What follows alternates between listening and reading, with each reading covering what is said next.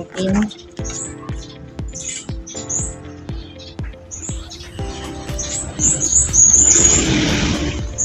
So open.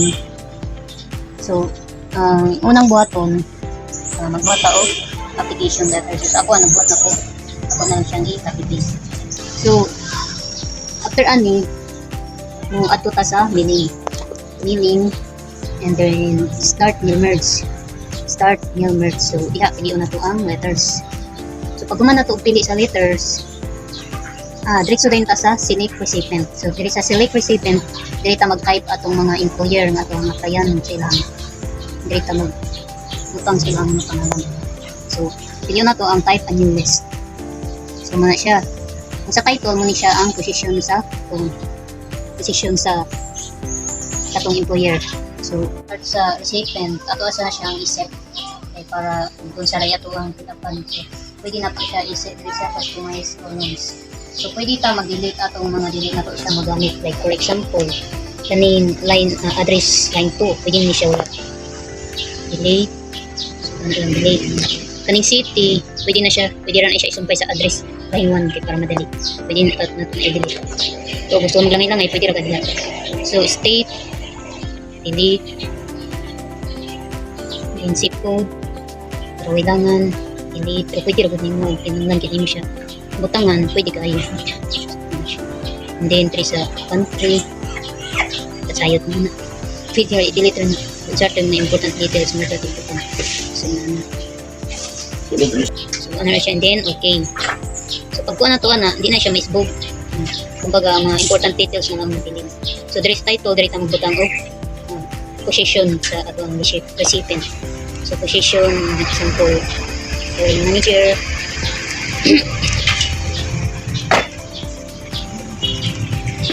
And then pangalan John, example John. Last name Denise. Then ang ilang company,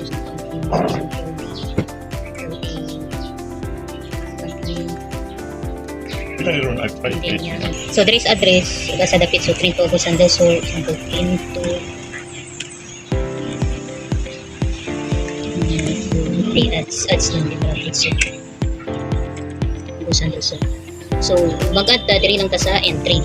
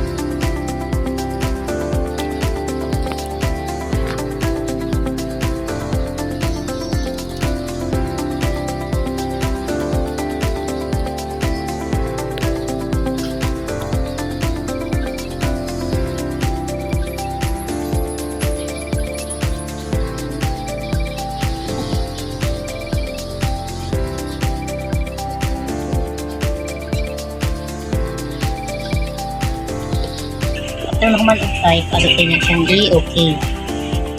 Okay, ano na siya. So, ato siyang butangan o file na example. Anak lang sa para may plan. Save. So, after pwede na nato siya sa select receipt balik ka diya yung piliin na use existing list. Ayan, use existing list. Ano siya? Ini. Okay na to na siya.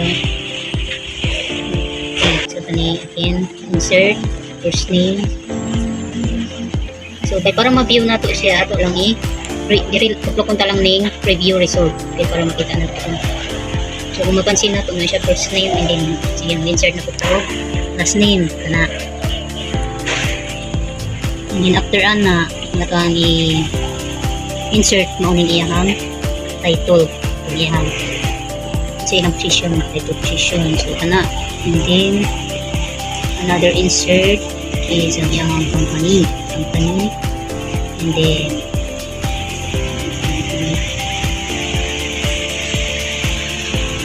in company na insert company name.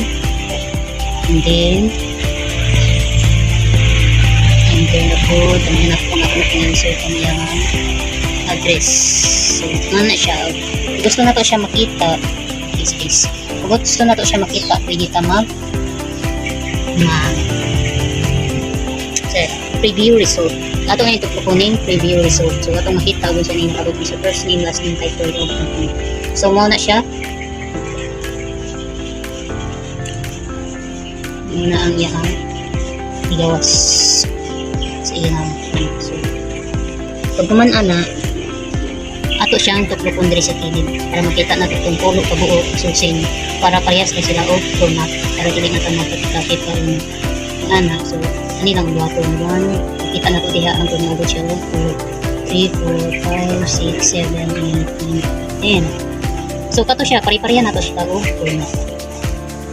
So mo to siya and then after ana og mga nakaana kita ninyo kana mana siya ato siyang i-finish and merge. So sa finish and merge para makita nimo siya isa-isa ato ning pilion og edit individual documents. So pilion nato ang tag. Okay. So diha kita na nato og pila siya kabuo. 1 2 3 4 kita na nato kung atong butang sa iyang receipt. Mo ni sila. So pwede na ta mag-edit diha. Edit ta example December 19 2025. So na siya. User dyan, ikat na lang tayo. So after ani, pwede na natin siya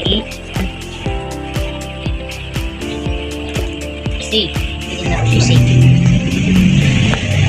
Ito na siya i-save. I-save as documents, name, will merge.